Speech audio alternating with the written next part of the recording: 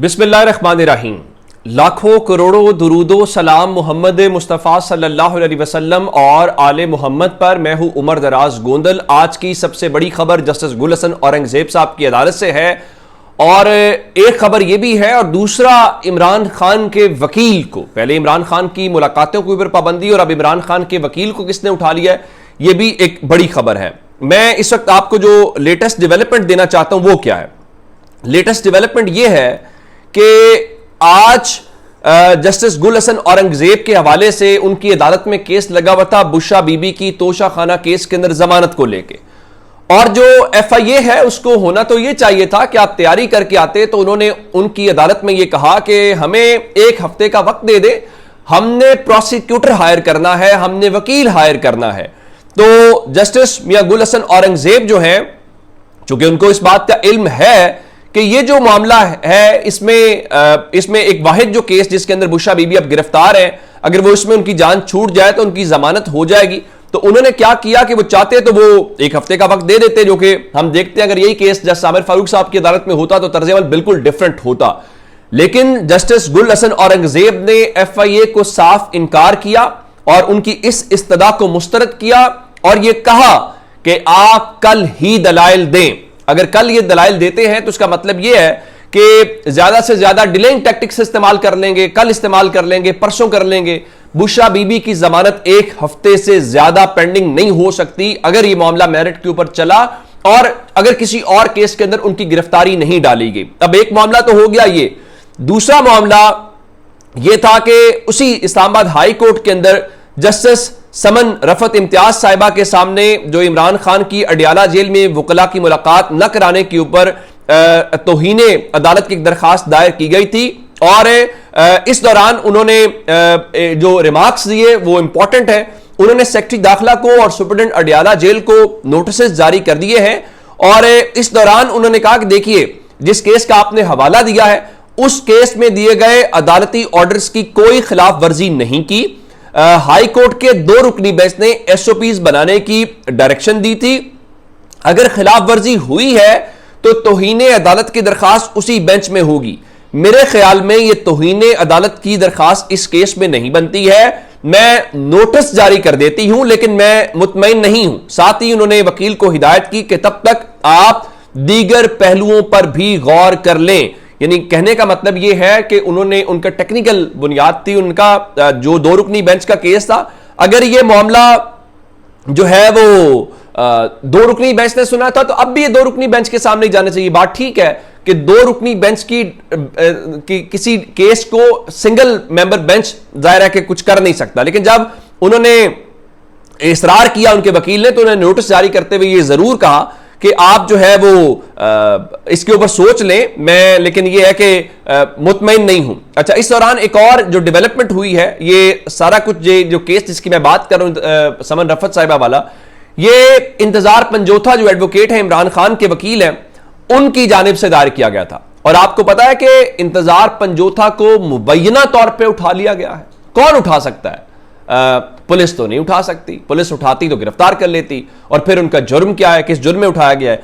आज उनके मुंशी ने बताया है कि कल शाम से उनसे राब्ता नहीं हो पा रहा, उनका मोबाइल फोन भी बंद है और उनकी दरखास्त के ऊपर ही जस्टिस समन रफत इम्तियाज साहिबा ने आज ये दरखास्त दायर की समाअत की है।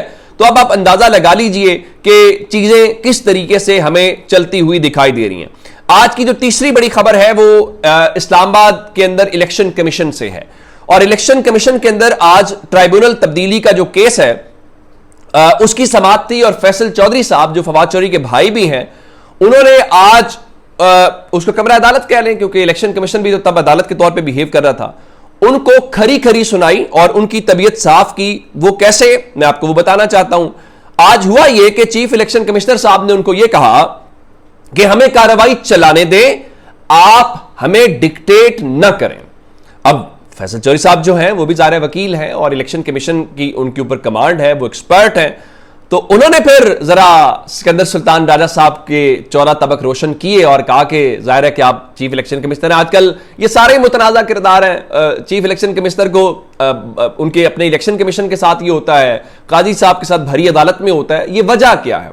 आपका वो एहतराम क्यों दिखाई नहीं दे रहा, या आप इसके साथ ये क्यों हो रहा है, वो आपका बेसिकली इदारा जाती किरदार है जिसकी बुनियाद के ऊपर सब कुछ हो रहा है। तो खैर, जब उन्होंने ये कहा कि हमें कार्रवाई चलाने दें, डिक्टेट ना करें, तो उसके बाद फैसल चौधरी साहब ने कहा कि आप अपनी आवाज नीचे रखकर बात करें। ये कौन कह रहा है? फैसल चौधरी सिकंदर सुल्तान राजा को कह रहे हैं, और कह रहे हैं कि हम यहां बेइज्जती करवाने नहीं आते। ये तो वही कुछ हुआ जो मुस्तफैन काजमी साहब ने खुली अदालत के अंदर काजी फायज ईसा साहब के साथ किया था। मुस्तफैन काजमी साहब से आपको और बात याद दिलाना चाहता हूं कि उनकी वो जो तस्वीर सामने आई थी वो आपके सामने है। तो उनको इंसदादे दहशतगर्दी अदालत के अंदर उनकी जमानत जो है वो हो गई है। लेकिन अब ये जिस केस के अंदर सिकंदर सुल्तान राजा साहब के साथ फैसल चौधरी साहब ने ये किया है, ये इस्लामाबाद के वो 3 हलके हैं जहां पे इलेक्शन ट्राइब्यूनल तब्दीली की जो मुस्लिम लीग नून की दरखास्तों की समाअत है, उसके ऊपर अब 14 तारीख तक समाअत मुलतवी कर दी गई है। ये वही केस है जो तारिक जहांगीरी साहब की अदालत के अंदर लगा हुआ था, और मुस्लिम लीग नून वहां से भागती दिखाई दे रही है कि किसी तरीके से हमारी जान छूट जाए और हमारा केस वहां पे ना लगे। अच्छा, अब यह बात हो गई। अगली बात 2 अदालतों से जुड़ी हुई है। चूंकि काजी साहब ने इस वक्त जो पूरे का पूरा अरेंजमेंट किया हुआ है, या मुबैना तौर पे लोग कहते हैं कि हुकूमत और काजी साहब ऑन बोर्ड थे, और वो मामला था प्रैक्टिस एंड प्रोसीजर ऑर्डिनेंस का। तो उस मामले के ऊपर जो एडिशनल अटॉर्नी जनरल हैं वो आज लाहौर हाईकोर्ट में, चूंकि ये दरखास्त लगी हुई थी, ये मामला जाना है वहां पे पेशावर हाईकोर्ट के अंदर भी। तो इससे पहले भी हमने देखा कि समाअत नहीं हो सकी थी, उस दिन आलिया नीलम साहिबा अवेलेबल नहीं थी। तो आज जो प्रैक्टिस एंड प्रोसीजर एक्ट है उसके हवाले से एडिशनल अटॉर्नी जनरल साहब जो है वो जस्टिस आलिया नीलम की अदालत में लाहौर हाई कोर्ट में पेश नहीं हुए, जिसके बाद अदालत ने बगैर किसी कार्रवाई के इस समाअत को मुलतवी कर दिया। और सच्ची बात तो यह है कि जिस तरह आमिर फारूक साहब के होते हुए कोई खतरे की बात नहीं है निजाम को, आलिया नीलम साहब के होते हुए काजी साहब को, निजाम को, प्रैक्टिस एंड प्रोसीजर एक्ट को किसी खतरे की कोई बात नहीं है। खतरे की जहां तक बात थी वो जस्टिस शहजाद मलिक साहब थे जो लाहौर हाई कोर्ट के चीफ जस्टिस थे, और वो डटे भी। लेकिन उन्होंने जिस तरीके से जब वो बात आई थी इलेक्शन ट्राइब्यूनल वाली, तो वो उन्होंने कहा हो ही नहीं सकता, 8 के 8 पे डटे रहे। तो अब वो 4 उन्होंने क्या किया, हाजिर सर्विस लगा दिए, 4 रिटायर लगा दिए, और उन 4 रिटायर के सामने लाहौर के हलकों को डिवाइड किया, और मरियम नवाज का और नवाज शरीफ साहब का हलका भी रिटायर के सामने। चूंकि मुस्लिम लीग नून कहती है कि हमें रिटायर्ड जजेस इंसाफ देंगे, हाजिर सर्विस हमें नहीं दे सकते, यही प्रैक्टिस हमें इस्लामाबाद के अंदर दिखाई दे रही है। और हाजिर सर्विस क्यों नहीं दे सकते? हाजिर सर्विस तो फिर सवाल उठाएंगे। खैर, अब लाहौर हाईकोर्ट की बात हो रही है, तो लाहौर हाईकोर्ट से जुड़ी हुई एक और बात सुन लीजिए। वो ये है कि लाहौर हाई कोर्ट का एक बेंच है, जरताज गुल साहिबा की, उन्होंने नजरबंदी को कलअदम करार दिया और उनकी रिहाई का हुक्म दिया। तो जेल हुकाम ने उनको रिहा नहीं किया। जब उनको रिहा नहीं किया तो अब इसके ऊपर आप फिर क्या कर सकते हैं, फिर आपकी क्या हो सकता है आपके सामने। इस दौरान इस्लामाबाद की इंसदादे दहशतगर्दी अदालत से एक और अच्छी खबर, जहां पे मुस्तफैन काजमी साहब की जमानत हो गई। तो पीटीआई के एहतजाज के दौरान 9 खवातीन वर्कर्स को गिरफ्तार किया गया था, जो जिनका जुर्म इस मुल्क के अंदर पुरअमन एहतजाज करना था।